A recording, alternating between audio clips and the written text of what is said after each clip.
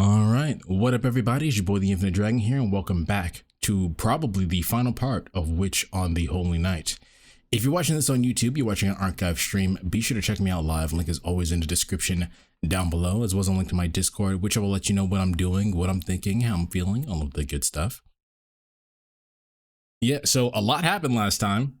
The short version of it is, our boy took down a werewolf and then time travel, localized time travel at that.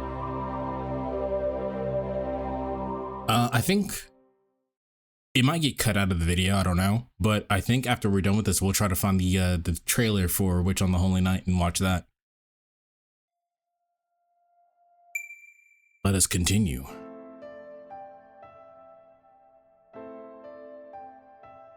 Outside, the fully bloomed white flower petals floated one by one into the night. Standing among the ballet of petals, Alice gazed up at the sky. The blossoms gathered into a cloud, then slowly vanished as though falling asleep. Soon, not a single flower would remain, and the clearing would return to a snowy tundra.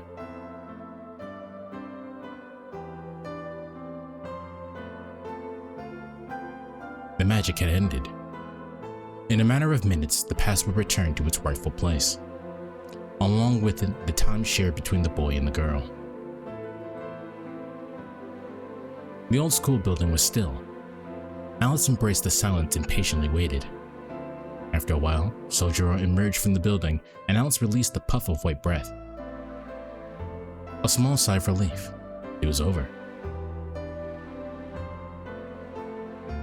So they're currently on borrowed time before it goes back to normal. It's more like everything will go back to normal. And the time that was borrowed is just not gonna get given back. Like when someone borrows your pencil. Sojiro approached, carrying Naoko, cradling her in his arms. Was she asleep? Her eyes were closed and she seemed peaceful. Her hair and limp body dangled like a silk drape. She looked just like Sleeping Beauty. 待っていてくれたんだ、アリス。 He said, holding Naoko with little effort. Alice nodded. 瞳子さんはどうなったの？いや、よくわからないけど、瞳子さんは帰ったよ。青崎が言うには、そう簡単に解除できない呪いをかけたから、向こう10年は三崎市には入ってこれないって。 I don't remember her saying specifically for 10 years, but... その後、瞳子さんが尻尾を巻くのを仁王立ちで見届けて、見えなくなったらそのまま倒れたんだ。 Alice's response was brief, as if she was wondering if things were really so simple. She seemed more concerned about Toko than Aoko, which made Sojiro concerned about Alice and Aoko's relationship more than anything. それはともかくとして、青子はどうなっているんだろう。 He asked nonchalantly as he looked at Aoko breathing deeply in her sleep. 矛盾と清純を合わせているのね。彼女の時間は今の時間とは異なってしまったから。歯車を合わせるまで目は覚めないわ。Sojiro nodded in understanding, very clearly not comprehending a word Alice had just said. なんか拍子抜けしたよ。結局、瞳子さんと青崎、どっちが勝ったのかよくつかめない。 What do you mean? Aozaki clearly won. そうね。魔術師の争いには明確な点数はつけられないから。瞳子さんの大目的が青崎の魔法の解明なら、魔法を使わされた時点で青子の負けよ。その後のいざこざは凱旋する勝者を夜道で襲ったようなものだし。 Alice said as she turned her sights to the forest, but that clearly wasn't Toko's goal. Toko's goal was to take everything that Aoko had, which I don't know if they know that, but we know that, so she definitely lost. Even Sojiro could tell that Alice's way of saying, "Let's go home." そうだね。青崎もアリスもこのままじゃ風邪をひく。ああ、それと青崎が瞳子さんに呪いをかけるとき何かしてたんだけど。 The girl trailed off, hoping Alice would tell him what it was, but a stony and somewhat affected gaze was her response. 見たの？しずきくん。いや、青崎が出てけって。そう。それで青子はどんな呪いをかけたの？カエルがどうとか。Sojiro's explanation made Alice's expression darken. Uncle was still a long way from learning any sort of polymorph spells. そう。Her thoughts prevented her from finishing the sentence. In actuality, he was perfectly within Aoko's abilities considering where she was in the time at that moment. As Aoko said, Toko would not be able to dispel the curse for 10 years.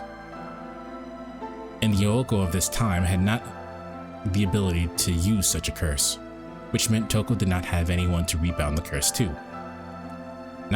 No matter how much she researched dispelling powerful curses, she could not do it with the Aoko of this timeline. 青子が瞳子さんにつけたのは切り傷ぐらいだから、しずきくんが心配するようなことはないわ。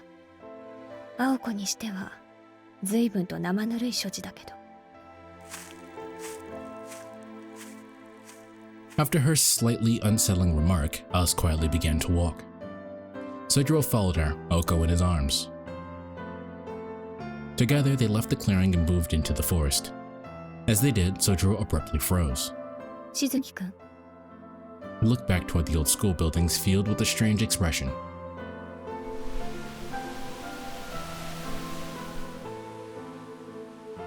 Was it homesickness he felt? Though this is only his second time seeing it, he had a nostalgic feeling, like he would never be back. He looked like a child saying goodbye to an old toy that was to be thrown away. Seeing his expression, Alice felt a hint of sympathy and chided herself. あの荒れ地がどうかした？ She asked him, watching the flowery garden fade into a snowy field. Sojiro shook his head. なんとなく知っている場所に似てる気がして。おかしいな。やってきた時はそんな気はしなかったのに。He stood staring at the tundra for what seemed like an eternity, reluctant to leave. If she left him there, he would still be gazing at it by morning, probably even longer. But there was no point in doing that. In the end, Alice was the only one who remembered the beautiful scenery he yearned for. ここはその場所にそんなに似てる？全然似てない。面影すら皆無だ。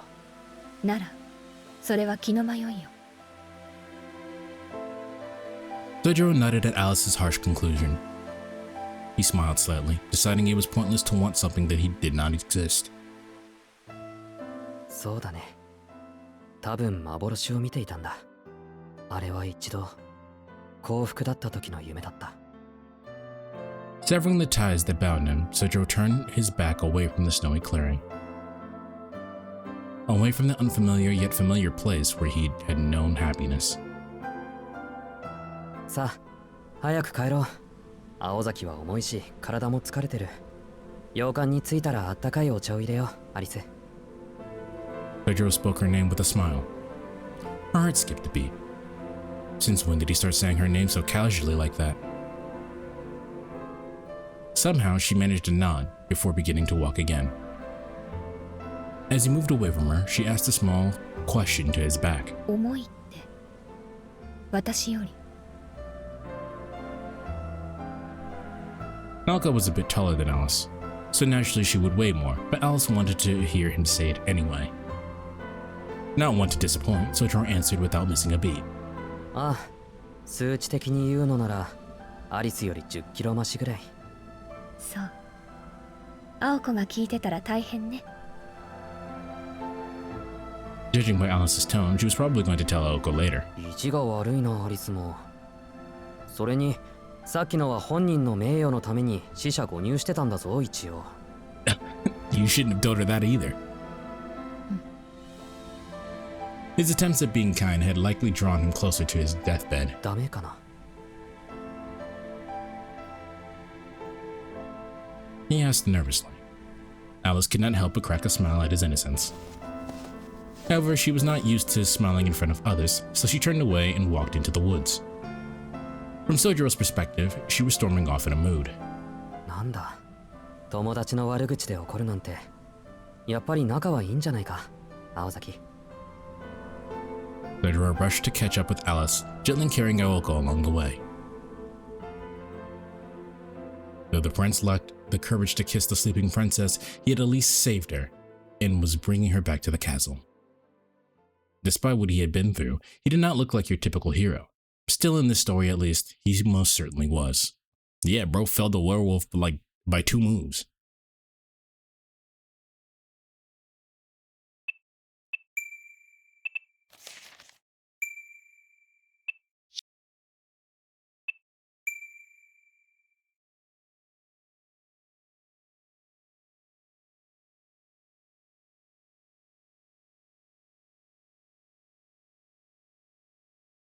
Six days passed, the weather in that time sunny and clear.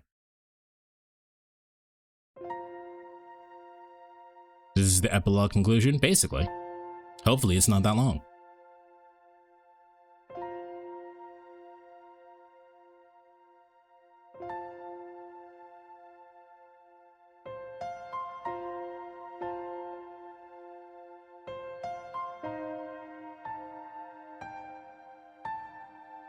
It first came to Sojiro's attention when he was resting with Alice after spending a day cleaning.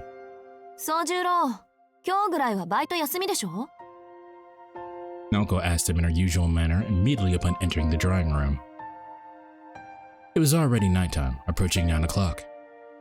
The afternoon's sunny weather had changed abruptly, and thick clouds were visible out the window. Awoken from his nonchalant daydreaming, Sojiro tilted his head to the side and replied calmly. 休みだけど、どうして？これから実家に戻るから用意しておいて。Sojiro's peaceful expression had grown tense the moment she appeared. Unsure of what any of this had to do with him, he stole a glance at Alice, who was seated across from him. However, she looked surprised as well, her eyes widening ever so slightly as she studied the other two. 用意って何の？ He replied timidly, struggling to hide his bitterness at Aoko for waiting until the cleaning was finished before deciding to show up. 用意は用意よ。1時間ぐらい歩く山の上だから寒くない格好をしろって言ってるの。Sojiro's expression only grew darker. The way she spoke made it sound like しずきくんを連れて行くの。Alice spoke up before Sojiro himself could manage to say anything. Aoko brusquely asked if there was a problem. 私だってあんなとこに行きたくないわよ。けど今日ぐらいは顔を出せってうるさいから本当に顔だけ見せに行くの。宗十郎を連れて行くのは単に暇だからだけど。He stood tall as if challenging her roommate to oppose her decision. Alice's face was dour as she gazed back. Sojiro's irritation was obvious as well as he glared at Aoko. Of course, their unspoken objection had no effect on Aoko in the slightest.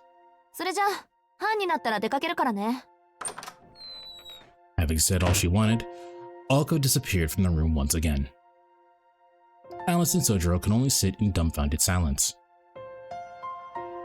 アリス、青崎の家って遠いのか？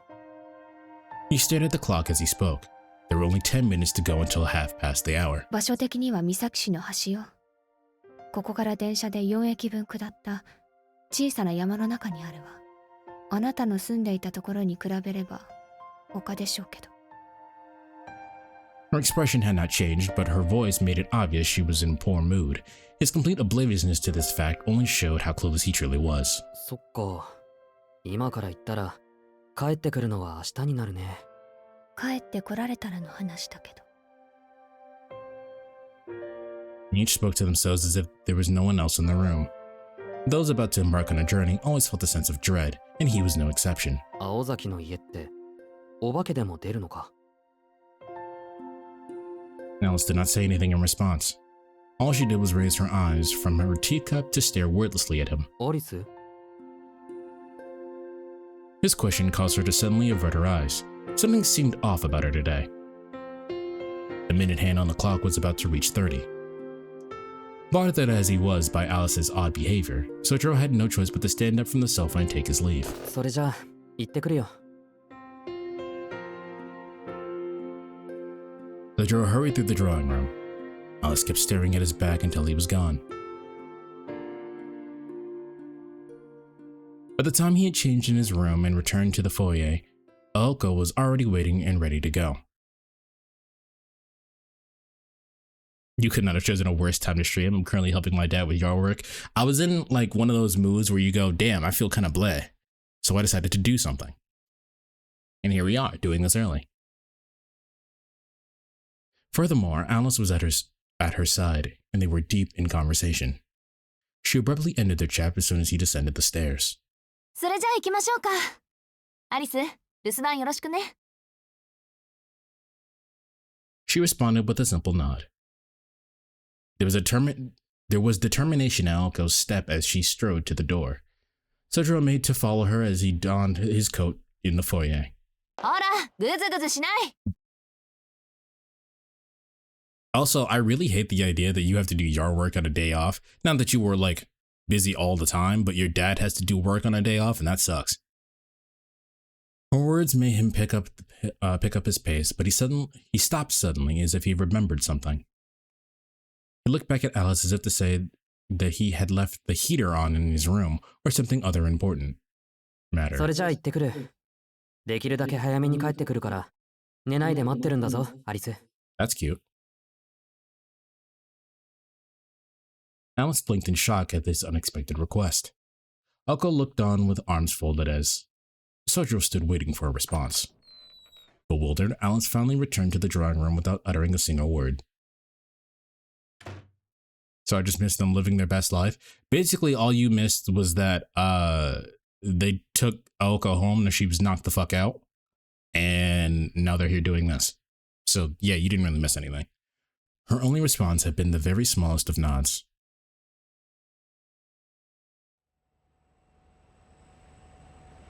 They were headed for Akikoshiro's train station. The night had grown late. It was nearly 11 o'clock. A train full of tourists went by in the opposite direction before the two finally arrived at the tiny station. The surrounding area was incredibly dark and quiet. In fact, it felt less like a station and more like a small boat dock. Sojiro had a hard time imagining that many people came here, even during the day. It had only the absolute bare minimum necessary to greet the odd visitor.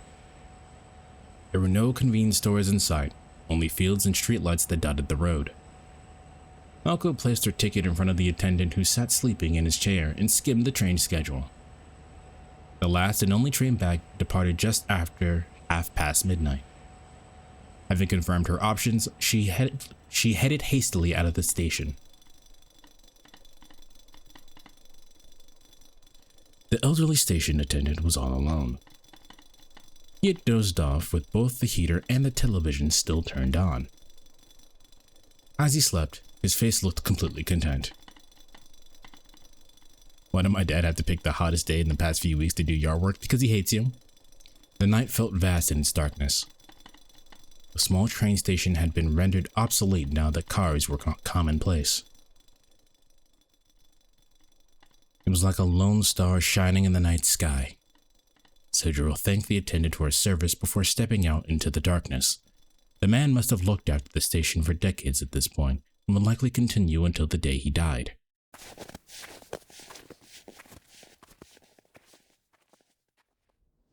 Outside the station, there was little in the way of human development. It could scarcely be called a village. There was not even an area out front for cars and buses to drop people off. Their eyes were met only with the panorama of flat fields interlaced with lattice of footpaths. Though surely a sea of beautiful green in the summertime, during winter it was more like a wasteland. However, electric lights that felt strangely out of place illuminated one side of the dark vista. The cold only grew harsher as the night wore on. It relentlessly snatched all sensation from the fingertips. Aoko thus kept her hands in her pockets as she strode through the paths among the fields. She could feel the ground below through her shoes. Its softness was unlike that of the city, and for her it brought back countless memories. She would walk this path every day in middle school after all. あの山の真ん中あたり、家の明かりが見えるでしょ。あれがうち。pointed out of a mountain that rose up before them with their finger. The journey would look like it would take about 40 minutes on foot. For now, they remained among the rice fields. Through their journey would continue beyond them, though their journey. Aoko followed the path, bathed in light without looking back. The path seemed to hang before them like a pier leading out into the darkness of the ocean. The closer they got to the mountain, the darker it became. All signs of hustle and bustle of human life were absent. The dark stillness made the moon overhead seem dazzling. The light transformed the mountain path from blackness into mere shadow. Though dark, the surroundings were not totally indiscernible. The seemingly unending path stretched on and on. Sojiro, doing his best to match Ooko's pace, stole a momentary glance at the profile of her face. Did she not feel frightened in this quiet darkness, even with the moon to light the way? Her expression showed no outward signs of discomfort as she strode on in silence. In fact, this was how she always looked when she was trying to act tough. He had only a month's experience with her, but that much he knew. There was obviously something on her mind she couldn't ignore, no matter how small it might be. 青崎でもこういうところは怖いのかい? She responded to his tentative question with a surprising nod. こんな夜道を怖がらない人なんて普通いないでしょ。我慢できるか無視できるかの2つだけよ。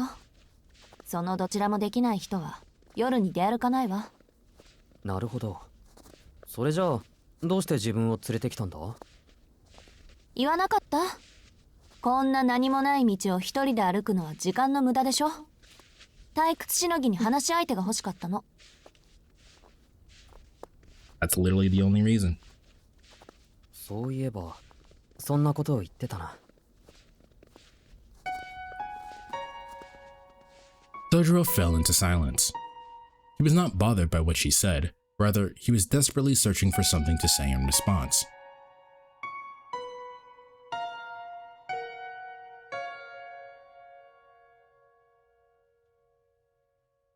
Their path through the night continued onward. Only the sound of their footsteps could be heard. Eventually, Aoko was unable to endure the silence any longer despite her best efforts. 宗十郎、退屈しのぎに何か話してよ。参ったな。話すようなことはないんだけど。He felt clueless and ashamed. He had been searching unsuccessfully for a topic throughout their awkward silence.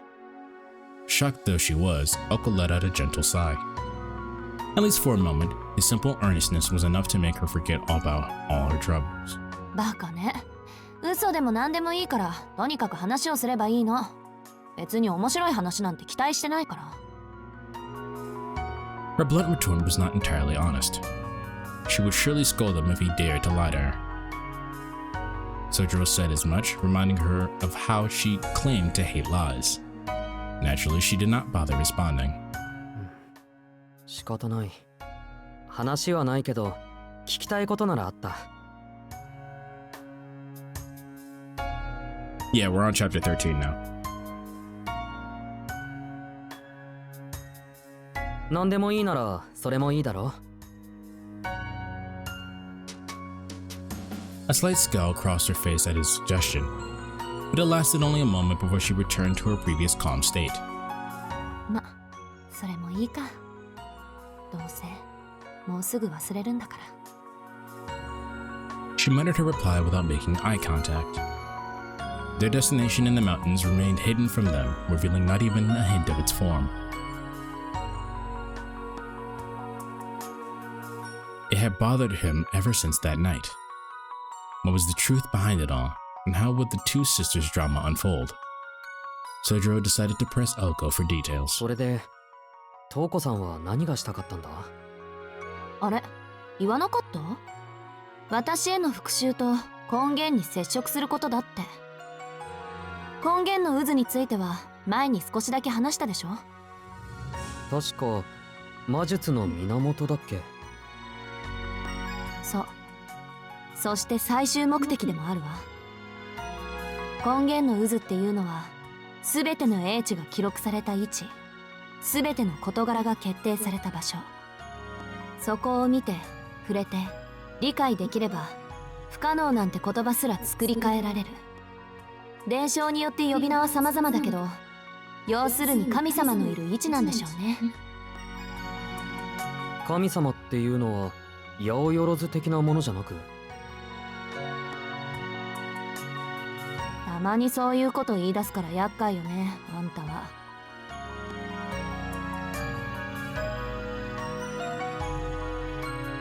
そりゃ万象に宿る神様もいるでしょうけど、これはその前、そういうのを決めた大前提みたいなものよ。そんなものの入り口がどうして岬にあったのかは知らないけど、祖父はそれを発見して新しい魔法を作り出した。でもその後に根源への道を閉ざしちゃったのよ。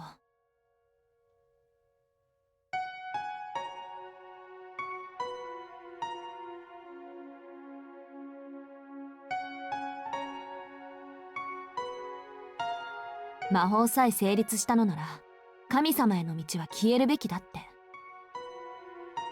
多分私たちが生きてる限り解放する気はなくて、トウコはそれが腹立たしかったんだと思う。たとえ力不足で取り込まれても、道があるのなら試すべきだ。自己の消滅を恐れるぐらいなら、そもそも魔術なんて学ばなかったってね。でも祖父は礎になろうとする一切認めなかった。もっと強力な跡継ぎが生まれるまで根源の解析は許可しない。跡継ぎに魔法は譲るけれど、根源への道だけは閉ざしていたのよ。トウコの気持ちもわかるけど、私は祖父に賛成だわ。根源なんてものに興味はないし、第一、今まで一人も生還者がいないんだもの。それが本当に神々の座なのか保証もないし。Her mood gradually soured as she spoke, and toward the end, it sounded more like a list of complaints. Despite her words, however, part of Oko was unable to agree completely with her grandfather's decision. Sojiro took note and followed up with a question about something he found strange. 青崎、一人も生還者がいないってどういうことだ？根源に触れて帰ってきた者は一人もいないの。世界規模でね。触れれば即消滅。人間程度の魂だと触れた瞬間に元に戻るとか、根源に取り込まれるとか。なんでどんなに歴史に名を残した魔術師でもあれにだけは触れていないわ。せいぜい間近にして大急ぎで自分の魔術を安定させた程度だもの。Sojiro furrowed his brow at the oddness of it all. それじゃあどうしてそこがそういう場所だってわかるんだ？そりゃ中に入って伝えた人がいたからでしょ。でも生還者はいないって。だからそういう人たちは中で神様にでもなっちゃったんじゃない？ He spoke very matter-of-factly, as if it was only a minor detail about something that had happened the other day. そうなればこっちに帰ってくる必要はないでしょうし、もしかすると単に帰ってこられないだけかもね。ま、神様って位置づけが私たちが思っているようなものとは思えないから、あまり。Oops. Whether they succeeded or failed in their endeavor, those who reached the root become able to return to their normal world. Maybe the first impression to become God felt lonely and spread the word of the swirl of the root in order to have others join them there. Or maybe they had so much work to do as God, they needed some help. None of it made sense, no matter how long Sojiro thought about it. トウコさんはそうなりたかったのかな？まさかあの人は単に知りたかっただけよ。その後に残された人たちのことなんて興味はないの。昔から目標に没頭しても成果を愛する人じゃなかったから。正直なところそのあたり姉貴は突き抜けてるわ。本当の天才ってのはああいう非人間のこと言うのよ。苦労して作り上げたもののその後を全く考えないんだから。Sojiro wasn't sure whether she spoke out of disgust or respect. でもそのくせ面倒見はいいっていうか、未来のことは考えないのに今あるものには何にでも興味を持つんだから。Uko praised her sister's genius even while cursing her every being. Though her tone of voice was perfectly pleasant and lacked any audible animosity. そうだね。それに、トウコさんはこっちの方が好きみたいだったから。As soon as he spoke, he was struck by the meaning of Oko's earlier words. I don't care about the root. He realized that she must feel the same way as Toko. Still, there was one thing that had been bothering Sojiro regarding Toko. そういえば、カエルにするって一体。He ventured to bring up the topic no one had been talking about since it occurred. It always seemed taboo to bring up, so the sense of transgression made him hesitate as he finally saw the truth. 一体も何も言葉通りの意味だけど、もともとルーン使いには変身術がある分、トウコにはかかりやすかったみたいよ。いや、そんな当然のように言われても。His stomach hurt from the stress of not knowing how to respond to her cavalier attitude. まあ、それでどうやって。He did not particularly want to ask, but it was the natural extension of his current line of inquiry. Uncle stared straight ahead as she lectured him, completely ignoring the pain expression on his face. 2種類あって、精神を入れ替えるのか、肉体を再編成するかね。精神だけを入れ替えるのは簡単な分、すぐ元に戻れるわ。夢を見ているようなものだし、ちょっとしたショックで元の体に意識が戻ってくれるから。厄介なのは肉体そのものを変えてしまう方で、この場合術が切れるまで元に戻るのは難しいでしょうね。私がやったのはその再編成の方みたい。多分塩基配列を組み替えるんだろうけど、もうちんぷんかんぷん。魔術が科学的な説明するのもナンセンスだし。Anko spoke as if it were not her own actions she were discussing. Apparently, she had been borrowing magecraft from her future self and could not use any of it in the present. Her actions had also created a looming threat that would come back to haunt them in 10 years' time. Trying to comprehend even a fraction of all the intricacies involved made Sojiro's head hurt. あと数年後には青崎はそんなこともできるのか。末恐ろしいな。Sojiro was being completely honest with her. In response, Oko only stared ahead blankly, eyes open wide. She looked like she wanted to scold him.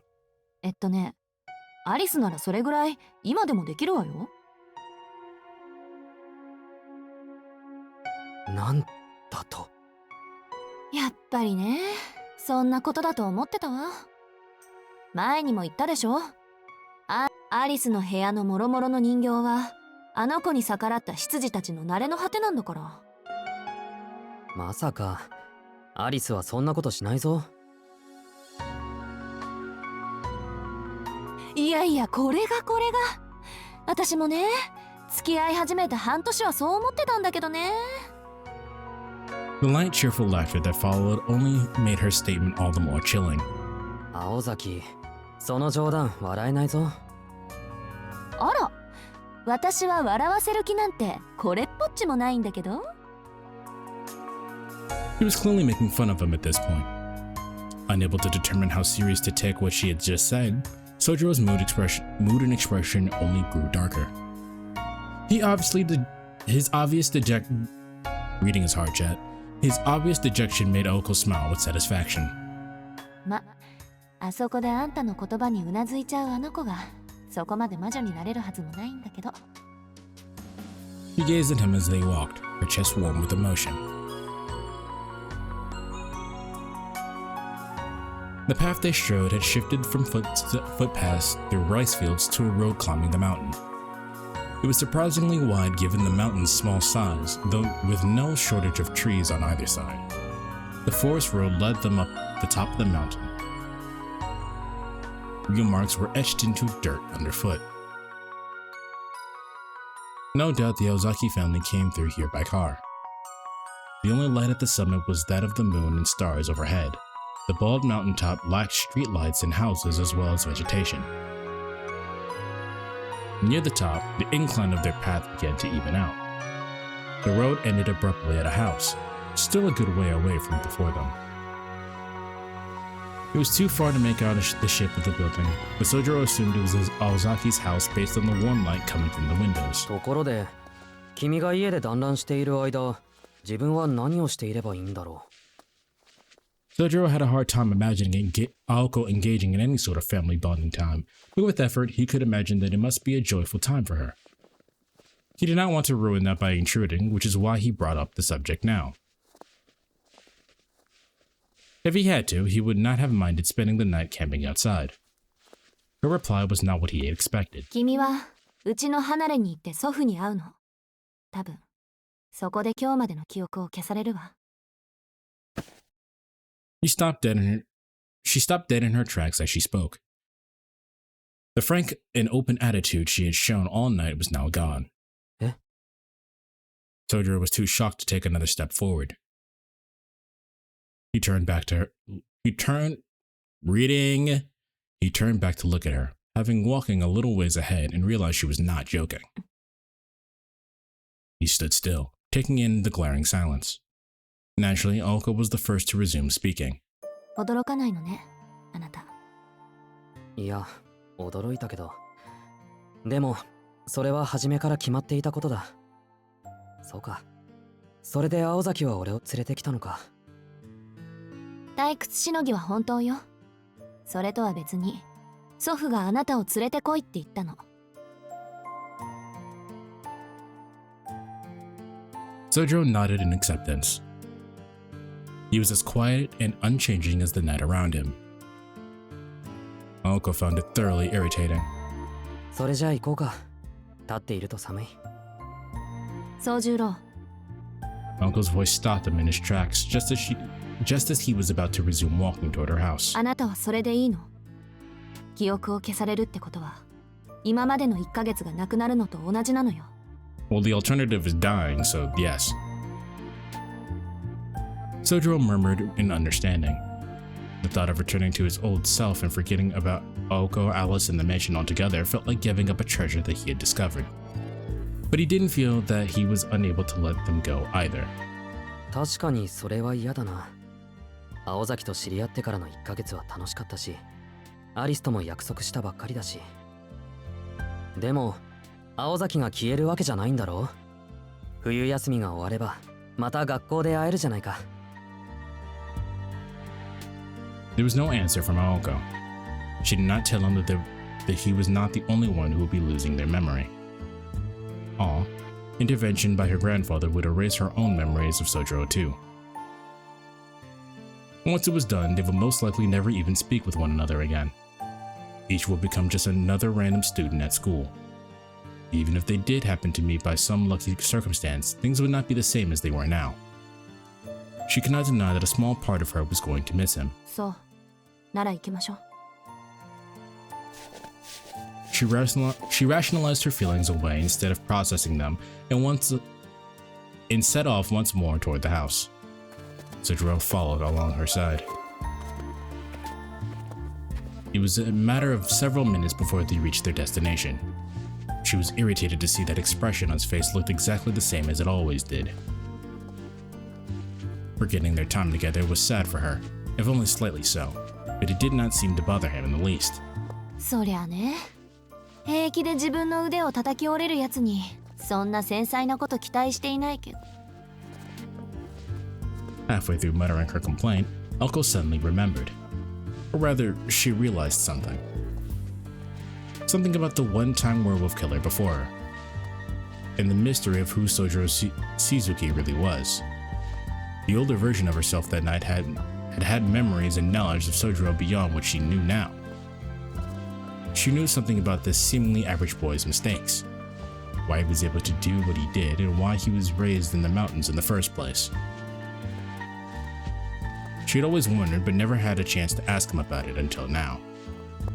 Once her grandfather was through with them, all those questions she had about Sojiro would be gone too. There was no point in asking right before they had their memories erased, but then again, she might as well if she was going to forget everything anyway. This was her only chance to demand an explanation for his contradictory behavior. 待って。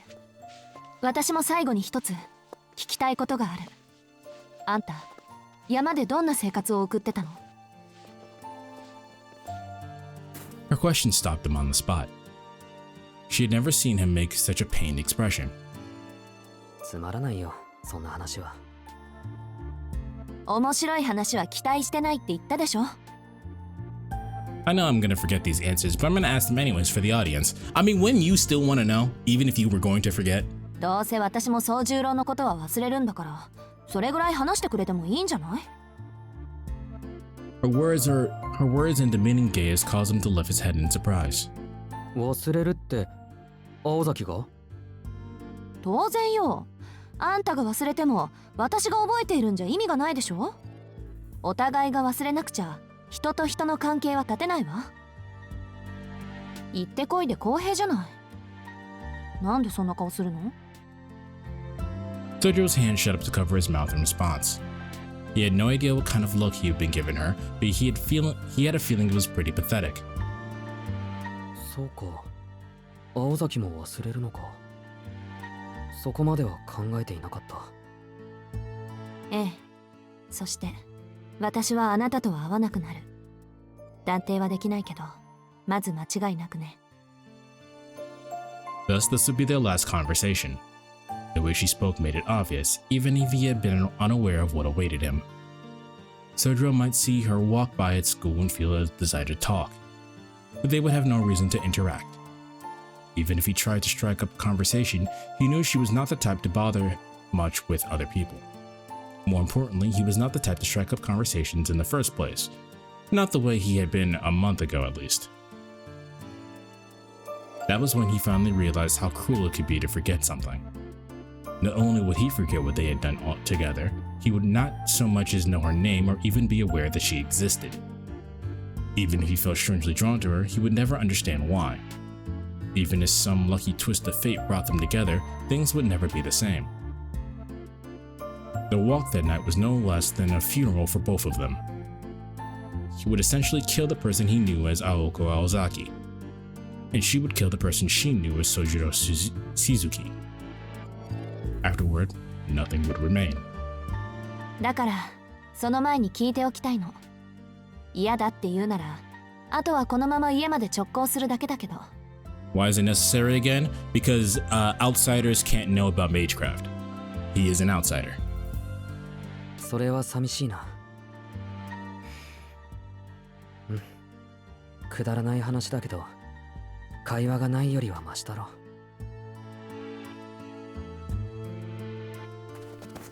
Muttering under his breath, Sojiro set off toward the house once again.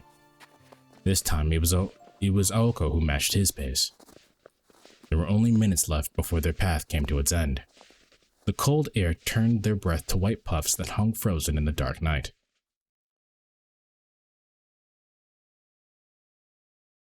Looking back on their conversation later, Aoko would think it seemed more of a confession than anything else. For Sojiro, however, it was like one long, poorly told fairy tale. Did we not get to know? 山での暮らしは別にどうということはない。毎日同じことを繰り返して毎日同じことを教えられた。そこでは明日はないんだ。始まりが朝で夜になれば終わる。一日は次の日にはつながらない。だから明日を夢見ることもない。次の日を楽しみにするなんて言葉はこっちに来てから知った感覚だったな。初めは馴染めなかったし、馴染む気もなかった。けど、みんながまた明日と満足そうに口にする。いつの間にか、そういうものを夢見るようになっている自分がいた。Sojiro kept walking as he spoke. He stared straight ahead as if telling his story to the night itself, not once turning to face Aoko.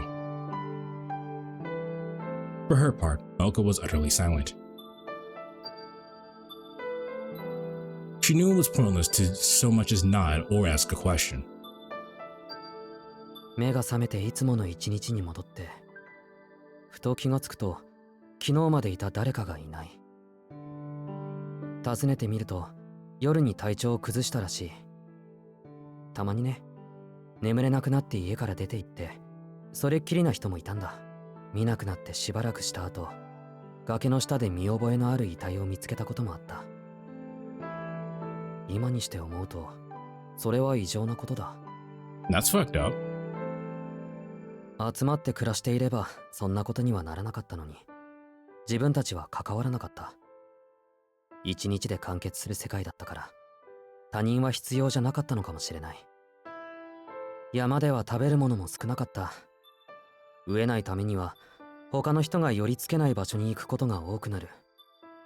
その途中の道でいなくなってしまう人も多かった。山では誰も他人から奪うことを考えなかった。口にできるものを探すとき、気を配る相手は犬だの熊だのだけで、人を気にすることはなかったんだよ。今はその逆になりつつあるけど、ともかく生活の半分はそれだけで済んでいた。Dojiro continued to stare straight ahead. He did not seem troubled by his memories. To Aoko's ears, it sounded like he was describing a place no one in their right mind would want to live, as if it were perfectly normal. It was almost as if he missed it. But from that point onward, he slowly began to show more signs of distress as he spoke. もう半分は、まあ、身を守る手 After I 段を finish the 教 game, わ the ってい movie will た。 come out. Ben. 学校の授業に比べたら些細なことだ。単に自分の体はどう動くものなのか、生き物はどう動くものなのかをよく見てよく考えろと言われた。単純な反復運動だ。小石を蹴ったり森の中にこもったり、まあそんな意味合いのことをやっていたんだ。あの決まり事が始まると朝も夜もなかった。外の変化に気持ちを向ける余裕はなくて、ふと気がつくと随分長く食事をしていないなんてのもザラだった。あ、ちゃんとご飯はもらえたよ。そういうのの後は。あれが何のためだったのかは今でもわからない。ただ山で暮らしていくには役に立ったし、そもそもあれだって生活の一部だった。生きるってことはそうすることだって思ってた。こうやって息をして歩くためにはあの繰り返しは当然のものだったんだ。宗十郎、それは。His tone was totally indifferent, but the strangeness of it all forced Aoko to interject. He glanced at Aoko and nodded as if to show he knew what she was thinking. 何かがおかしかったんだろう。あれは身を守る知恵じゃなくて、もっと違う用途のものだった。たまにいなくなる知り合いは山の土になったんじゃなくて、他の場所で他の理由で消えた場合もあったんだろう。でも考えることさえなかった。精神の隙間を知れだの、命の勝ち負けを知れだの、意味を汲み取らないまま鵜呑みにして当然のように繰り返した。それがどう評価されるものなのか俺にはわからない。 That's what I'm thinking. His village is werewolf hunters for some reason. 外のことなんて知らなければ悩むことなく自分はそこに居続けられたと思う。あなたの嫌いな生き死にの真似を続けて。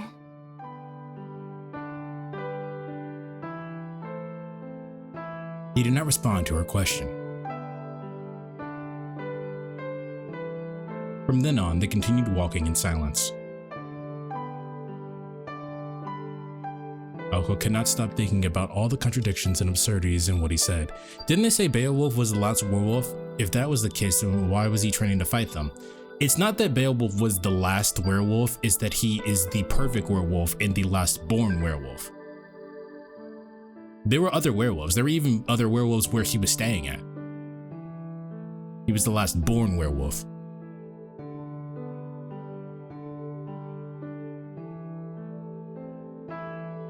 The imbalance in his education, for one. His knowledge of the basics of human life was thorough, yet he knew next to nothing about modern technology. He always said he was not good at socializing, but he seemed accustomed to talking in discussion. His upbringing could not have happened that way by chance. It was most certainly an environment purposely constructed by some third party. Aoko had no idea what that purpose could be, or who the third party was though. Why would anyone want to create someone with a background like Sojiro's? Was it all part of the grander plan? Or was there really a place deep in the mountains where it was normal to live like that? He had asked about this once in his home in the mountains apparently.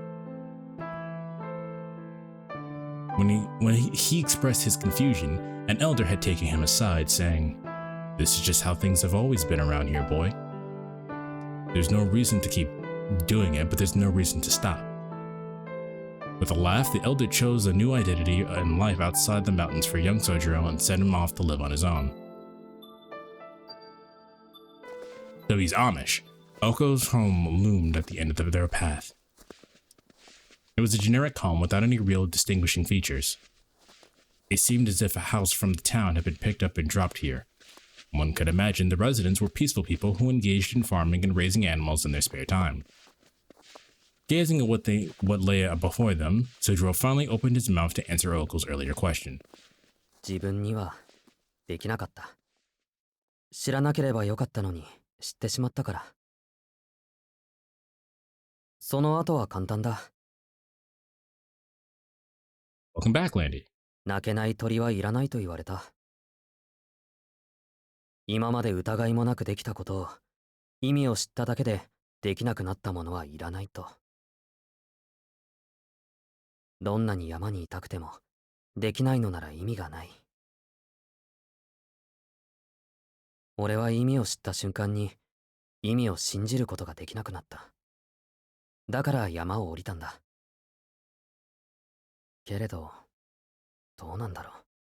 そこではそうすることだけが全てだった。そうすることだけしか教えられなかった。だから。There had only been one problem with his life in the mountains, himself for having questioned it. It was all his mistake. He muttered as much to himself, his voice dripping with criticism. In Aoko's opinion, the world he described was, in a sense, perfect.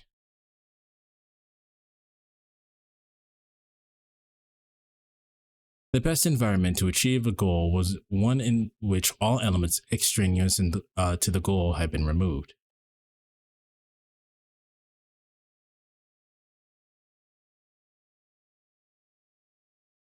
Fucking my chat is talking about punching kangaroos. As long as the people involved had no concept of morality, they would consider the immoral to be correct. No, even correctness would be a foreign concept. Only one thing was for sure. The world Sojiro had come from was frozen in time. That was what made his tragedy possible. A world of wrongdoing and mistakes had created a human riddled with mistakes as well. Sojiro understood that it was wrong, and yet he still thought it beautiful even now. Regardless of what the truth behind it might have been, he considered that world perfect. Game feels good, and definitely I don't know what I'm doing, but that thing I did was cool type of game. Good. That means that we can all play together and be like, oh, cool. He only blamed himself for having learned what existed outside the world. Just earlier, he said that he would have been happier. 知らなければよかったのに。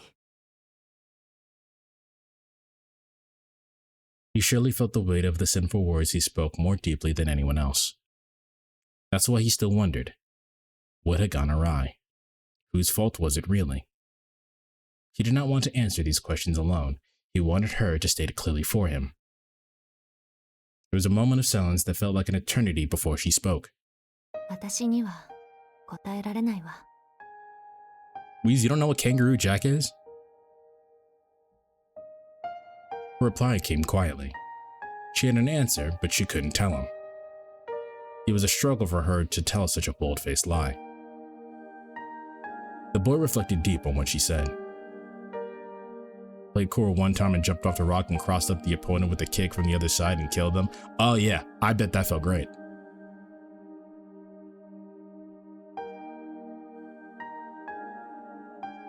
He knew right away that her words were coming from a place of kindness. そうだな。君の最初の優しさが今でよかった。A pleasant look floated across his face, at which Oko could only scowl. 何よそれ。まるで普段から優しくないみたいじゃない。青崎は優しくないじゃないか。He found herself unable to offer any protest against a blunt statement. It was because she knew he was correct. そうね。優しくなんかないわね。私。Sojiro smiled in response to her vaguely sad consent, as if to say, "Told you so." His indulgent smirk arose from his sense of personal pride in the situation. He was both warm-hearted and uncomfortable, causing Oko to instantly regret her question. If only she had asked something else, something random that did not matter, then she would never have ended up in a mood like this. Only a few minutes remained until their path came to an end. Surrounded by a wooden fence, the house resembled an inn for passing travelers in the winter. The light spilling out from the window brought to mind images of a lively dinner table, quite the opposite of the current mood between the two. ごめん。悪いこと聞いちゃって。Oko stopped at the entrance to the yard. Did she feel compelled to apologize despite... No, because it was their last conversation? Sojiro's only response was to shrug it off. 話途中なのにね。He looked up at the house they had hiked so far to reach, his breath hanging white in the air. All signs of gloom were gone from Sojiro's face as he nodded. 自分も話してみてようやく振り向けたと思う。だから青崎には感謝してるよ。それに、これはもう終わったことだ。続きを話すのはまた機会があった時にしよう。He turned his head to face Aoka with an ephemeral smile. He was his usual nonchalant self, the same as every other day. Aoka prayed that day would never come, for her own peace of mind, but also for the well-being of this very unique boy. もっとも、そんな機会はもう来ないか。Then she pointed in the direction of a cave hidden by a small forest on the other side of the house. あそこ、ちょっとした洞穴があるの。そこに祖父がいるから、行って。本当は、もっと違った話が聞きたかったけど、仕方ないか。魔法は12時になると切れちゃうものだしね。A sarcastic grin spread across her face and she spoke. And so Sojiro walked off, totally clueless as to what fairy tale she was referencing. The forest felt so far from the house to Oko that it was like a different place on Earth altogether. In reality, it wasn't that far at all, only 5 minutes away. さよなら、しずきくん。 She said it to herself as she watched him simply walk away without turning back. Though he wasn't meant to hear her words of parting, they apparently reached his ears anyway. ああ、じゃあまた明日、町のどこかで。He raised his hand in farewell and then disappeared into the forest.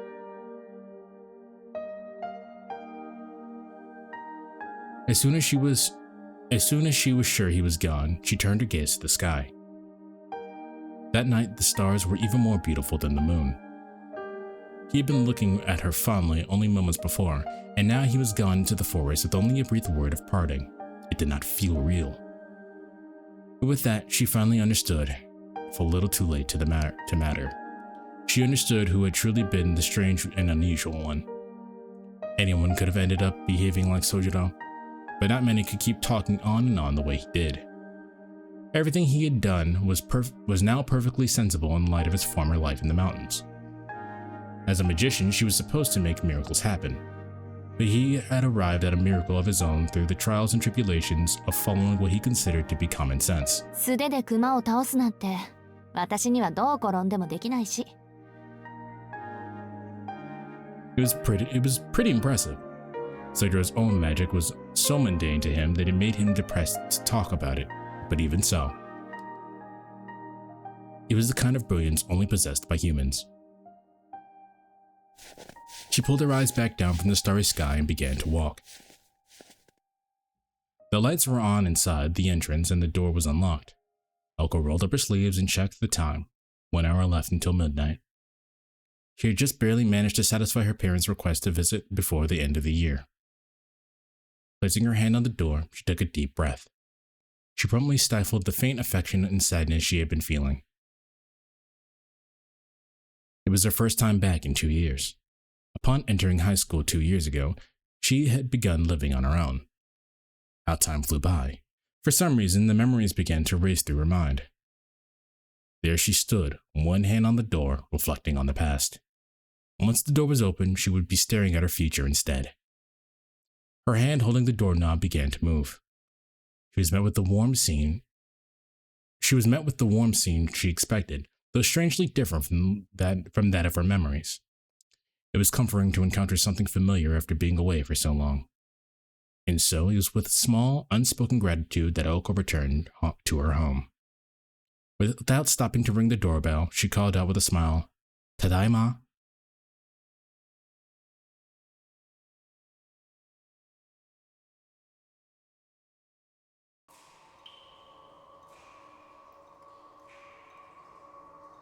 The moment Cedra stepped inside, he was struck with a strange feeling of familiarity. That's bad.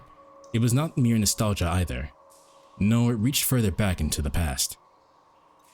It was a feeling far from beyond what he could even imagine. Chad, I think we're about to have our minds blown. He was reminded of someone, but he could not remember whom. Perhaps he was only reminded of himself, or perhaps the old man before him now in the cavern. You about to switch too, lady? It appeared to be an old man, anyway. Sojiro could not make out any details beyond a vague outline. As far as he could tell, the figure did not seem to have anything in the way of a face capable of making expressions. What? I mean, it is a silhouette, I guess. All he knew was that the smoke-like figure before him was the one Uncle called grandfather.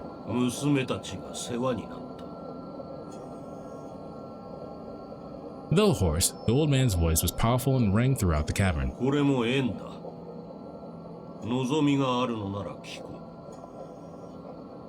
Just a normal Switch 1 since you're the only human who didn't have one. I would have just gone straight to the Switch 2.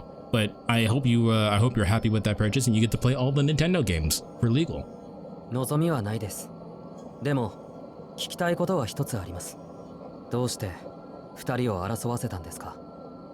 それは私の外で起きた物語だ。答えることはできない。そう仕向けたのはあなただと聞きました。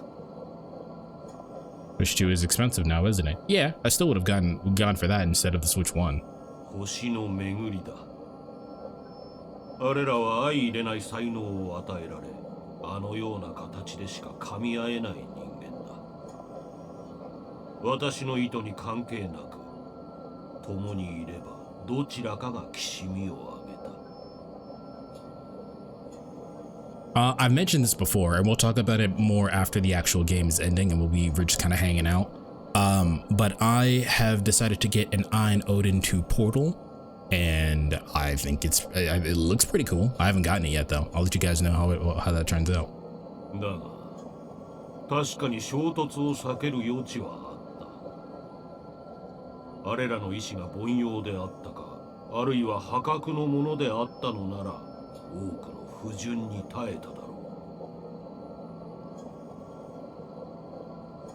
う。君のように You can't get a Steam Deck at the moment. 見えていても共存を尊ぶよ。Otherwise, I would have gotten that.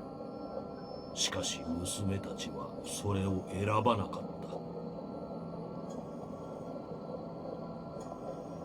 た。彼女たちが争うのは彼女たちのせいだって言うんですね。その原因はあなたにあるのに。Let this be a gateway to fate and I'll laugh my ass off. I mean, I don't think that's how that works. Like, we mentioned it when this playthrough started, but it's the same. It's like the same setting, but the timeline is different. Like, these are two completely separate things. Switch 2 is 450, and I got the Switch for like the Switch 1 for 185. I'll live. Fair enough. You'll still be paying all that much more for the games, though. 原因というのなら私などゼロに等しい。ゼロ？形がないということですか？形ではなく意味がない。 Hold on, I'll be right back. I really gotta use the bathroom.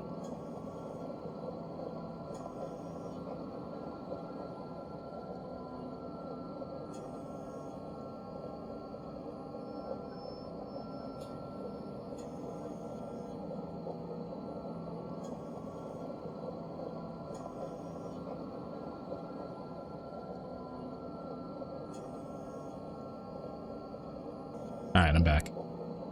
私という起因から起こり、娘たちが一つの命を得た時点で、私は舞台から消え失せた。その後の因は常に娘たちから生じたものだ。私の介入はない。今回どちらが時間を終わらせても、あるいは両者が終わらせても、私には無価値だった。いや、元より無価値だ。私に価値を与える命はまだ生まれていない。あれらがどうなろうとやるべきことは変わらない。青子が生きていても死んでいても跡継ぎを作るということですか？おそらくこの体が消えないのはそういう。 This is kind of like the old man in Fate. Let's see if he has bug magic. The steamy energy that filled the cavern made Sojiro's head reel.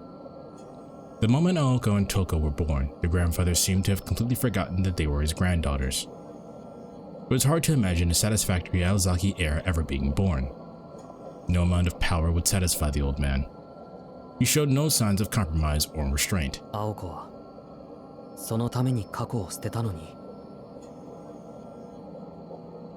There was nothing but silence. However, this short moment of quiet would occur only once. The unreadied outline of the old man grew blurrier still. Unreadable. I don't know what the fuck I said. Long ago, a child wandered into the cave, her karma empty. The old man automatically granted her request born from innocence and ignorance. He was a magician who had given up his ego in order to extend his own lifespan, and he did whatever he could to help the child. It had been an incredible coincidence to happen that day. Faced with the sin that she had invited, the child had glared at the old man with tear-filled eyes. Everything will be lost. It will happen completely and without warning, thanks to the failure of a nobody, thanks to you, he had declared. The child threw a tantrum at how unfair it all was. The magician claimed that was merely the width of the world. The child stood up to him. Shut up, old man. And then, yes, and then, the child ran around in tears trying to make the old man pay for the cost of a life, at the cost of all lives. それは間違いだ、少年。 If magic is inherited in this world, this motherfucker must have some crazy hacks. Oh yeah, the fact that he's even still alive. Perhaps that's how it happened. 捨てたのではない。それを美しくするために、あれは生きているのだ。 Their role had likely come to an end long ago, however. The old man's appearance seemed to change before Sojiro's eyes. For just a brief moment, he wavered in the air as if in a haze. 君の過ちを正そう。娘たちは私というものをよく分かっている。と、私が娘たちの人格を考慮せぬように、娘たちもまた私というものの人格を認めていない。祖父さえいなかったのならという考えさえないだろう。あれらはそもそも争い合う自分たちを一度も卑下はしないはずだ。君にその関係を分かれというのは酷だろうな。尋ね事は終わったようだ。次は私の番だ。君の名前を知りたい。Sojiro answered the old man's question. The smoky face seemed to frown, quivering ever so slightly. 意外だ。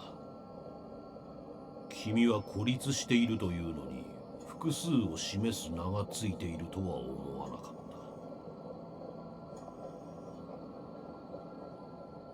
た。Hold on.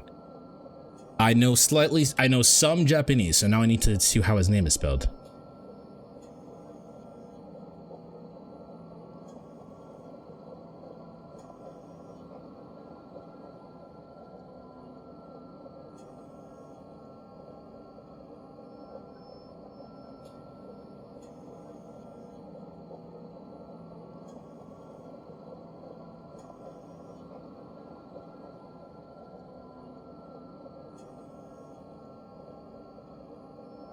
Okay, so the reason why I need to look at his name is because he says his name has the character for 10 in there, and I wanted to know if he meant the character 10 meaning heaven or character 10 meaning the number 10. And it's the latter. He means the number 10. 似合わん。全く似合わん。だがそちらでは正しいことだ。不釣り合いな場所にいるのなら、不釣り合いな名が必要だろ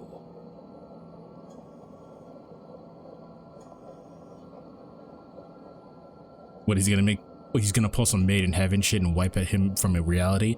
I mean, he has the ability to do that, assuming that he has the ability to reach the root. It's implied that he does, and he just doesn't do it. 希少ではあるが、やはり無価値だ。すべてを肯定する諦めは死に由来するものだろう。続くものがない以上、一代限りの才能は無価値だ。Well, it says character 410 and not the character 10. That doesn't mean anything in this context, Landy, because the character 410 could be referring to the kanji 10. So now we need to know if he means the character 410 or the character of 10. It also said the existence of multiple. 10 literally means heaven. So that could mean anything. That's why I was like, I need to look at this.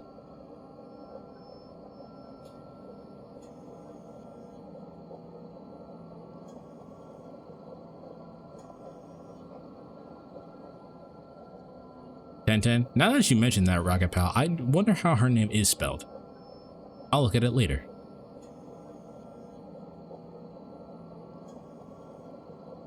彼の行く末に影響を与えた君に興味を持ったが、失望した。無駄な時間を過ごしたようだ。Does that mean that Ben 10 is an allegory for the Bible? No. 今は結ばれているが、いずれ離れていくのは変えようのない結末だ。Actually, he is Alien Jesus. One of his aliens is Alien Jesus. Maybe you are right, Reese. では立ち去りたまえ。私は死者に用はない。二度と I 会う have こと no は use for ない the だ。 dead. We will not meet again. What the fuck?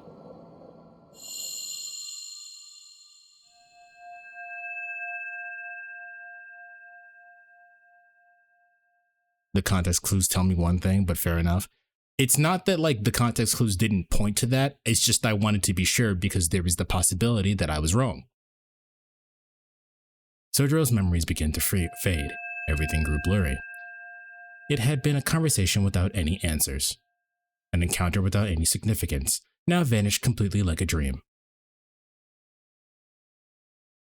And we're still going.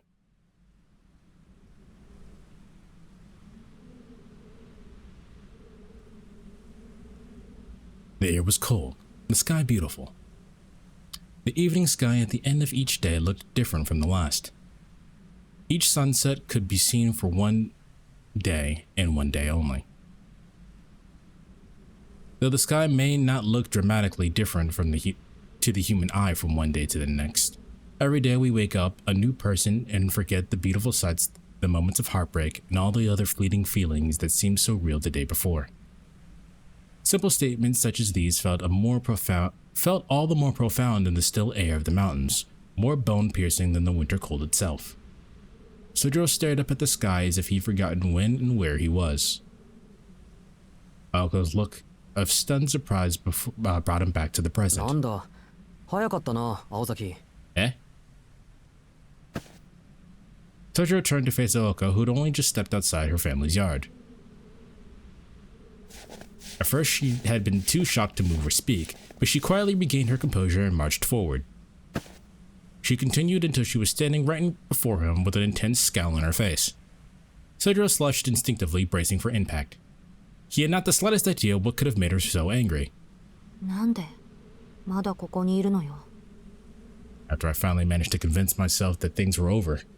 She was obviously irritated with him. In any case, the anger would have subsided before she could have decided whether she was happy or sad to see him. Humans get angry when things do not go the way they had hoped. さっきから10分と20秒も経ってない。なんでこんなところで突っ立ってるのよ、あんた。It was supposed to have taken an entire day for her grandfather to erase his memories from the past month. She had been planning to let her grandfather handle all the details, and yet here Sojiro was, staring dumbly at the sky. He's no astrologer, he just likes looking at the night sky. Bombarded with Aoko's unspoken emotion, he proceeded to explain himself. あの老人からの伝言だけど、記憶の消去は君の役目で人に頼るな。だそうだ。今日呼ばれたのは単に悪口を聞かせたかっただけらしいよ。 Hearing this, Oko finally began to feel like herself again. Despite having been ready to dish out punishment only a few moments earlier, she now felt quite calm. そっか。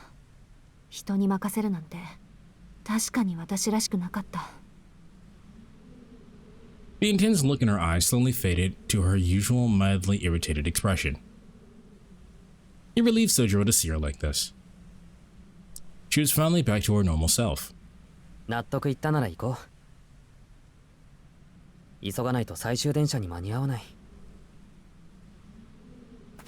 Can you theoretically erase a memory of a corpse? Theoretically, you can erase the memory of everything if you hit their brain hard enough. With that, he walked off without waiting for an answer. Oko stared at his retreating figure for a brief moment before quietly cursing him under her breath and falling after him.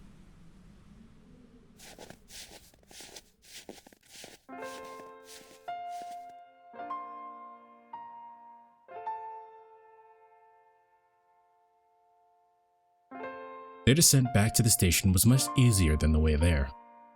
A sheet of darkness spread out below them. There in the middle of the ocean of a black... What? Okay, let's try that again. There in the middle of that ocean of black was a single light, the tiny glowing station. They walked for some time in silence.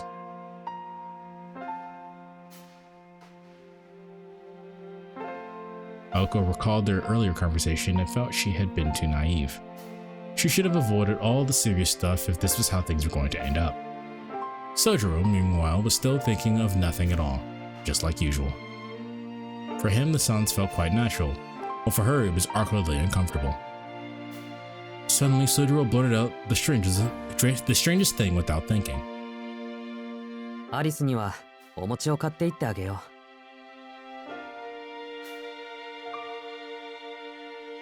う。 Ako's eyes grew wide, her pupils reduced to mere points.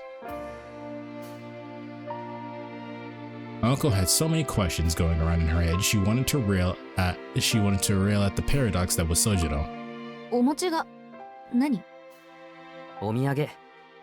アリス一人で待っているんだから喜ぶと思う。 Mochi's pretty good, chat. Aoko raised her hand to her head in concern. Unprotected by the warmth of a pair of gloves, her... Oh, we cannot get rid of the word slender, can we?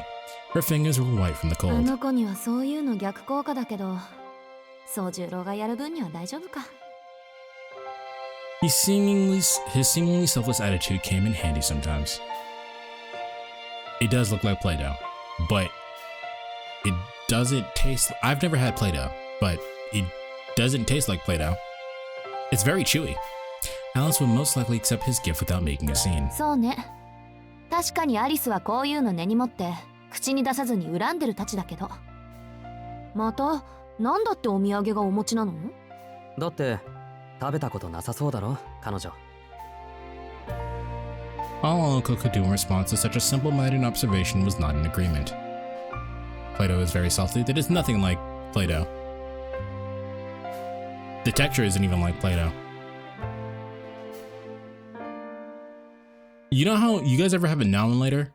It's like the later part when the now and later gets really chewy. It's like that. The image of Alice eating mochi popped into her mind, and suddenly the prospect of getting back to the mansion felt a little more exciting. あんたって本当に無心よね。そういえば前から不思議に思ってたんだけど、いつからアリスと仲良くなったの？ Uncle peered at him the way she would at a strange specimen as he took a deep breath and launched into an earnest explanation. 大きなきっかけとかそういうのはないと思うけど、強いて言うなら初めて話した時かな。もっと確かになったのはロビーで話した時だろうね。たったそれだけ？ああ、親しくなるっていうのはそういうことだろ。 Pedro seemed to find her question odd. The way he and Alice communicated went beyond words. Oko could only assume that that was how he did it. そういえば初めからアリスって呼び捨てだったものね、あんたは。そうだっけ？よく覚えていないけど。それより何を怒ってるんだ青崎。別に怒ってないわよ、私。No, it used to be like that. You used to only be able to eat it now and later with the paper on there because it was so sticky the paper wouldn't fucking come off. It was really like that. Her response was slightly cold, but also somehow gentle. They approached the halfway point of the mountain path. The night sky appeared more distant as they neared the bottom, and Sotro continued to stare absent-mindedly at the stars. Then it finally hit her why his behavior had been bothering her since their ascent. She realized he must be feeling nostalgia. He missed the way the stars looked up from the mountains. 青崎、 He spoke without looking down from the heavens. 一つ聞きたいんだけど、君に後悔はあるのかな？ Sojo's breath was white in the night air, his hands jammed in his pockets. Oko had a vague feeling somewhere deep inside that he was only a figment of her imagination. どうしたの？突然そんなこと聞いて。いいから答えて。聞きたいんだ。君に悔いはあるのかないのかを。 It was a sad thing to be asked. He would be hurt one way or another no matter how she answered. But he wanted an answer, so she gave him one. ないわよ、そんなの。だってそれをしないために今を頑張ってるんだもの。No regrets. 後悔なんてのはね、宗十郎。するものじゃなくて、なくしていくためにあるものなのよ。No regrets. Sojiro grunted in response.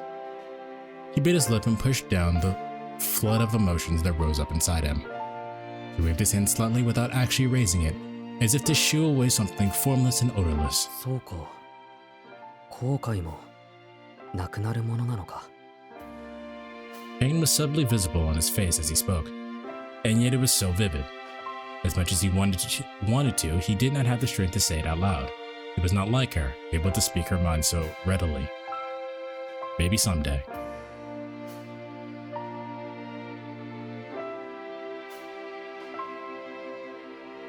The sky and the darkness were both far away now. Tonight's grand view, only to be seen this once. He hoped its beauty will remain in his mind forever. But what then of the regrets he had come to hold inside, of the days he had spent that now shone like stars in the sky? Would they too be with him forever? いい空ね。街じゃちょっと見れないな。Uncle mimicked Sojiro, looking up at the darkness overhead. The stars shone brighter here than in town. This clarity was thanks to the absence of any other light amidst the darkness. Sojiro stared at her with almost a sense of loathing. As beautiful as the stars were, they were not the real things. Not here. そうだね。でもここでも手は届きそうにない。 Sojiro's sudden negativity caused her to turn to him in shock. The anger in his eyes had died down now. Taking a breath, he began to speak as if talking to himself. His gaze never left the stars. 山ではね、青崎。星は本当に手が届きそうなんだ。届かないのは分かっていても、望めばつかめそうなぐらい近いのに。都会の星はそう思うことさえ許してくれない。 He was speaking of the sky in its purest state. The starry skies in the mountains far exceeded those of any urban planetarium. Their movement was like the pouring of rain. He spoke of the primal sky, unchanged from the past, the same sky humans had traced with their fingers since prehistoric times. For him, it was a past to which he could never return, a place to which he did not even know the way back. 今まで目に映るすべてを山と比べていた。こんな場所は本当は嫌いだったんだ。今でも正直馴染めない。でもいつか比べるのは街になってしまうんだろう。自分はこっちに降りてきてしまったんだから。 That was his one regret. He lowered his gaze from the stars and turned to Aoko. Her eyes were unusually hesitant and looked slightly hurt. Was it empathy they showed, or pity? Either way, he was the reason for their uncharacteristic look on her face now. He shut his eyes and nodded in response to her unspoken question. それは仕方のないことだ。ただ、そうなるのなら、そうなってしまう以上に、素晴らしいものを手に入れないといけない。後悔を、いつか、後悔と思わないために。There was gratitude in Sojiro's voice as he confessed his feelings. Remnants from the past must one day be released. Loss must be overcome. He had lost it, his everything, the moment she answered his query. やめてよね。私の一言でいちいち人生観変えられちゃ身が重いじゃない。 She smiled weakly and averted her eyes as she spoke these hurtful words. Most likely she was being completely honest, and in that she was being true to herself. それで祖父と何を話したの？あの人が他人に興味を持つなんてすごいことよ。 The topic had finally been broached, and yet Sojiro said nothing. An empty reply can be used to buy time. They had nearly reached the flat road at the base of the mountain. The soft earth here would soon give way to the tightly packed dirt of the paths riding between the rice fields. Before they got that far, Sojiro came to an abrupt halt.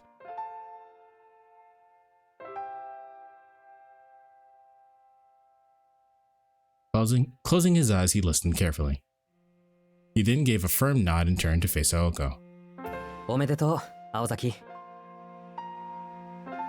For what I'm seeing, Tenten's name is just spelled in katakana like Tenten. Ah. It'd been crazy if her name was like Heaven or something. Or the number 10.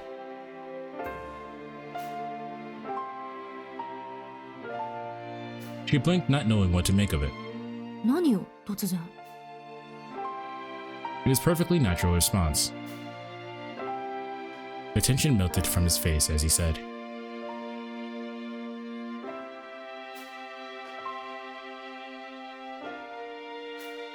新しい年だ。 He now wore a smile full of joy.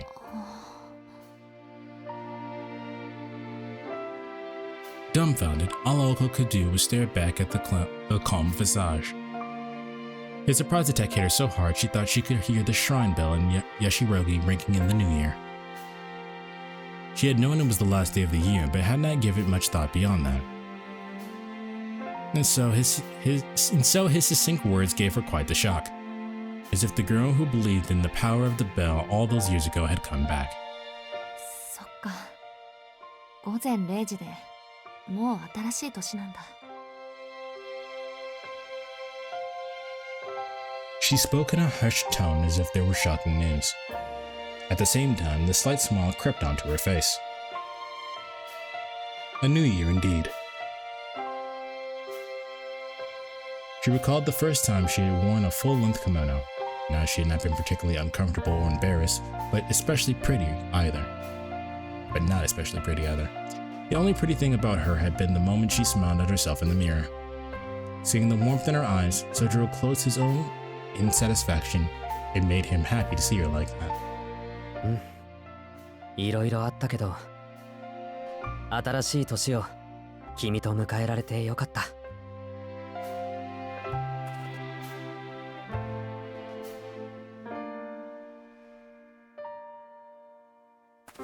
With that, he went walking off once more. The thought of Alice waiting alone was probably what spurred him into action. Oko recalled his words as she walked alongside him. The moment he declared the start of a new year, the way he had spoken so naturally, it made her suddenly feel like they had known each other for years. She could not be blamed for being filled with happiness at the thought. And yet a day would surely come when they would have to say their goodbyes.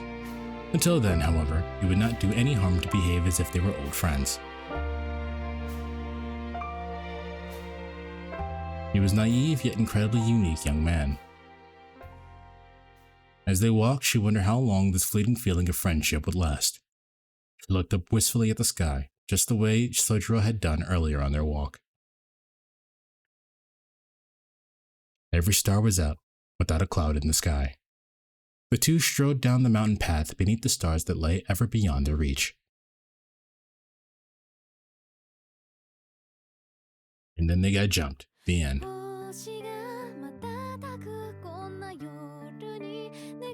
Okay, I thought my mind was about to get blown, but basically all that happened is that I have more questions about the main story of Tsukihime.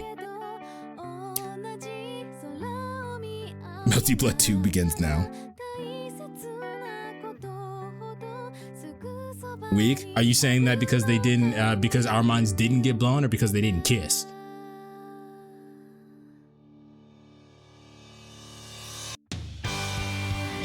Alright, we just lost monetization on this video, so hit the like button. John Melty Blood walks on screen.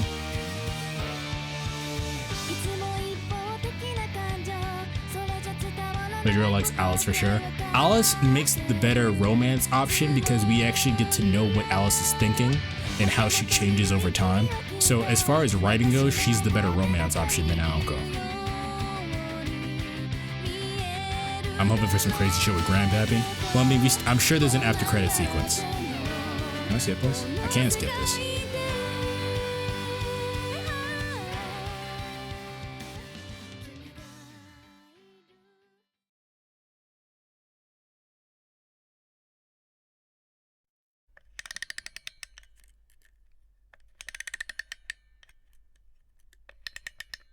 It was on a lazy Sunday morning that I discovered the book.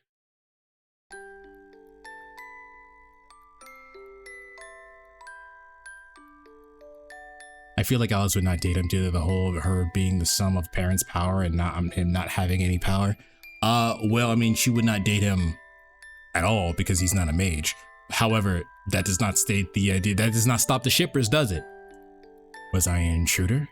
No, no adventurer. Either way, I'd made my way into the Forbidden Koanji Estate Library. Why are we here? The book instantly drew my attention as it looked like it had been intentionally hidden there on the bookshelf. It was large enough to double as a shield, and so it took great effort for me to remove it from the shelf. Flipping through, I realized it was a grimoire of rune magecraft and a first edition at that. I think we're playing as Alice. Surprised as I was by my find, my search came to a halt on the page I'd been looking for.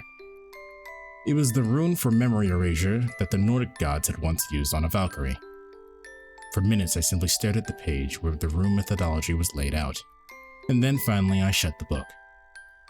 I pretended to the shelf and even harder to detect location than where I'd originally found it. That's when it hit me. I'd seen this book before somewhere.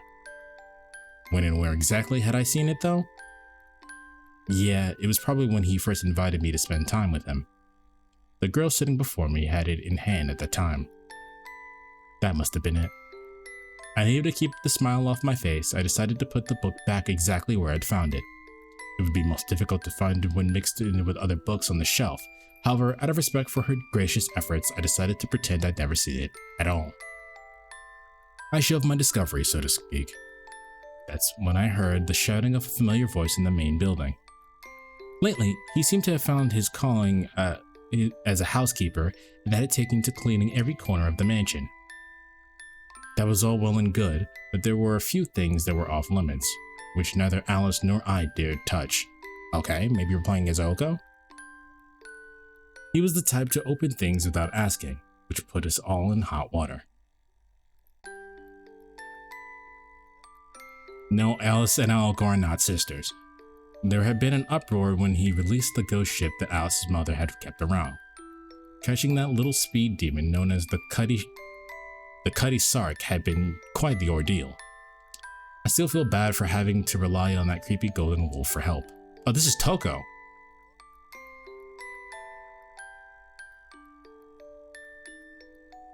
And before that, he lifted the seal of the troop of spirits in the basement. How'd you believe their names are Alice Kuanji and Oko Aozaki? Toko, in comparison to that, is named Toko Aozaki. Which had led to the even creepier people of the church coming to the mansion for an entire week. Going back even further, there was also the time that he'd ventured unsolicited into Alice's room. In the ensuing chaos, I fell into the mirror and we almost ended up in a all-out war with Alice. Come to think of it, he really and truly lacked any capacity for learning. もういい加減にしてよね、あのバカ。 That sounds like Aoko. The good mood I'd been in up into that morning was spoiled, and I went dashing out of the library. I imagined coming from the architect of my troubles standing there in the hallway and giving him the swift dropkick to the face he deserved. As far as I was concerned, that would be just another fun day in the mansion.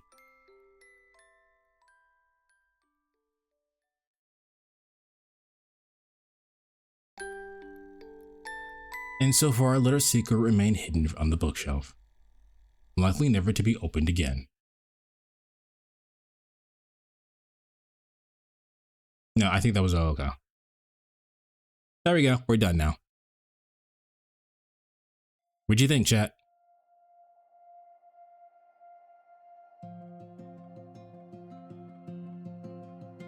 I agree. I actually just have more questions. None of what I wanted to know got answered. And I only have more questions.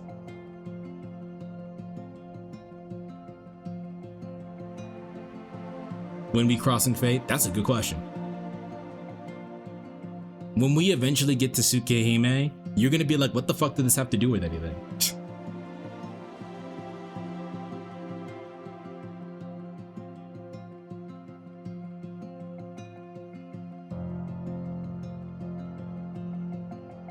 That werewolf is a bitch. That werewolf is a bitch.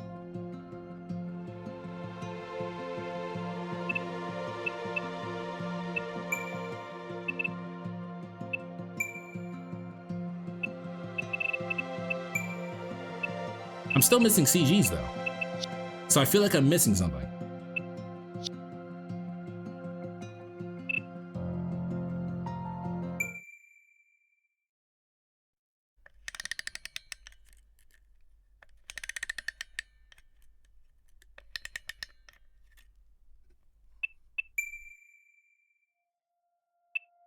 The ending had no resolution. It did have a resolution. The resolution is that we decided to do nothing.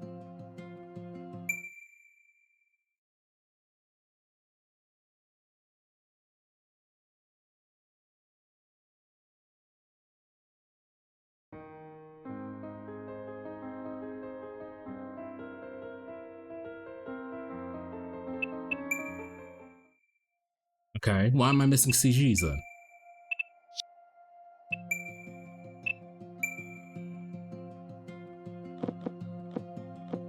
I'm missing a book too. What the fuck? Or is that like the joke? The joke is that you're missing a book.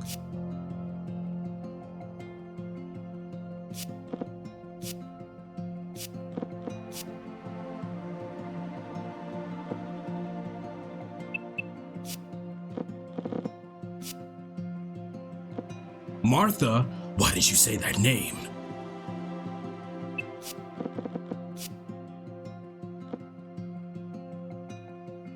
Okay, we definitely didn't see this, I don't think. Honey Adventure?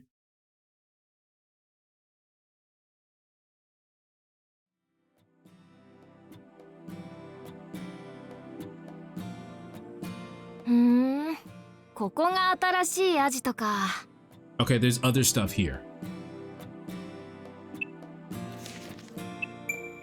There's other stuff here. I didn't mean to do that, but actually, so let's look around for a second. Because I have more questions, and this game better have some answers.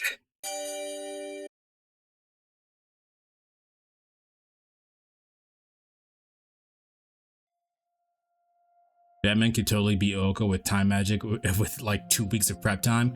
He will never get those 2 weeks because she would time magic the prep time away. Oops.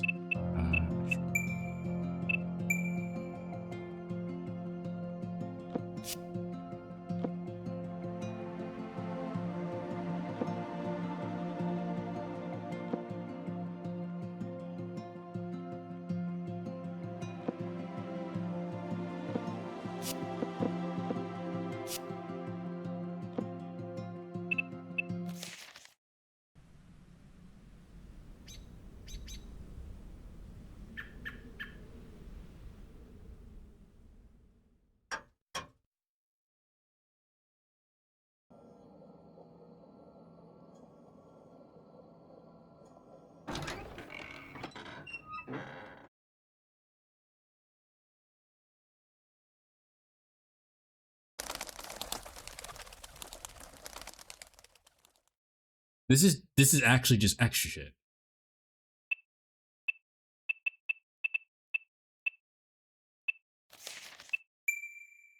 Hold on. Let's see if there's something that pertains to Tsukihime in here with a quick Google search.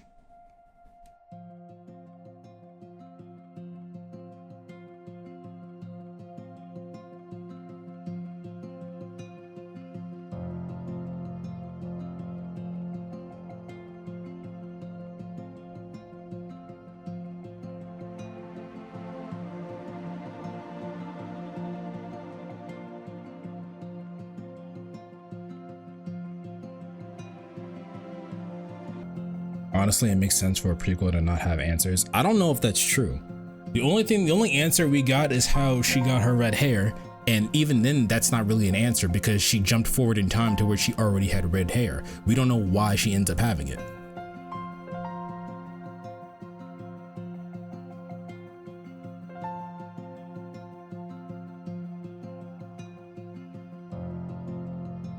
Yeah, but as far as Google, as far as my Google search, I didn't find anything that said any of this stuff connects to Tsukihime. Maybe she just dyed her hair. I doubt that's the case. It also did not explain why she's so happy and carefree later in the series. Like, I got to know more about her, but all that makes me have is more questions.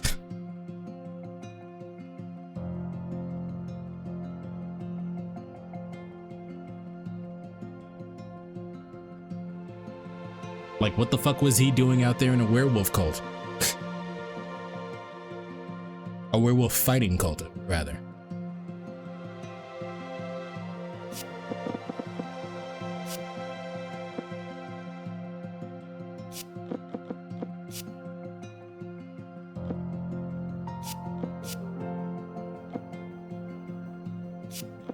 There's 2 books missing as well.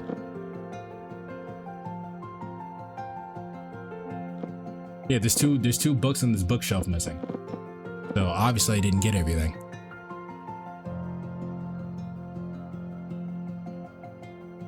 Well, I mean, what I'll probably do is that I'll read everything. I'll read the rest of this on my own because I care about it. I'm not sure if this it's relevant information for stream. But if there is, we'll have a bonus stream eventually. But I don't think it'll be that way. For now though, I'm going to end the recording and I think we're just gonna hang out. Oh, wait, I forgot something important.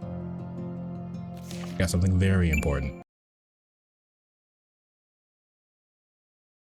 Before we actually end the Witch on the Holy Night game. Hey, okay.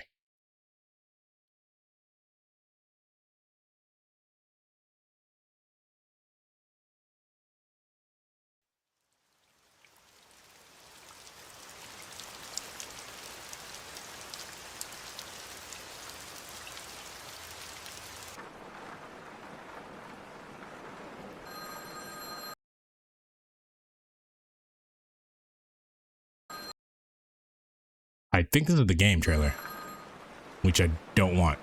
I don't want the game trailer. Nope, never mind.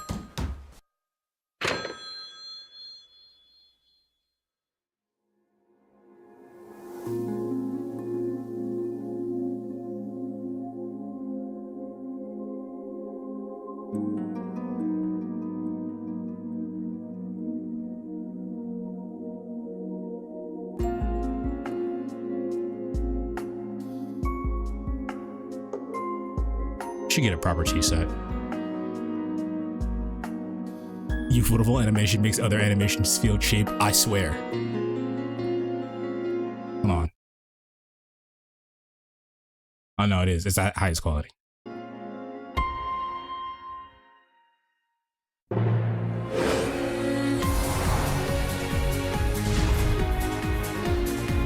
Ooh.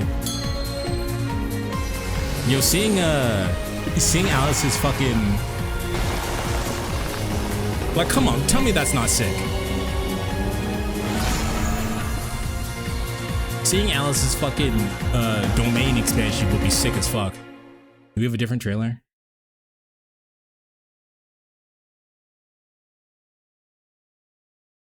Trailer 2?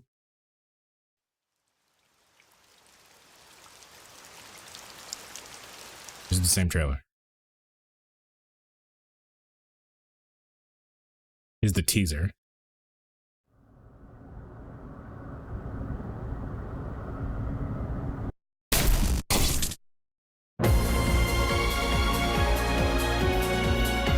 God, it looks so good.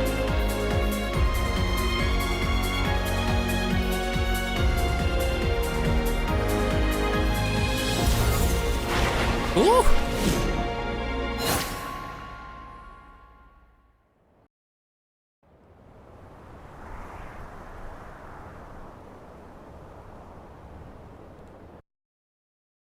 All right.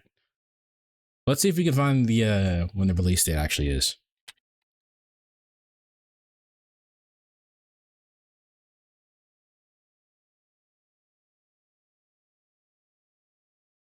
An exact month and release date has yet to be announced. All right, well, as soon as the VOD goes up, watch it be fucking dropped.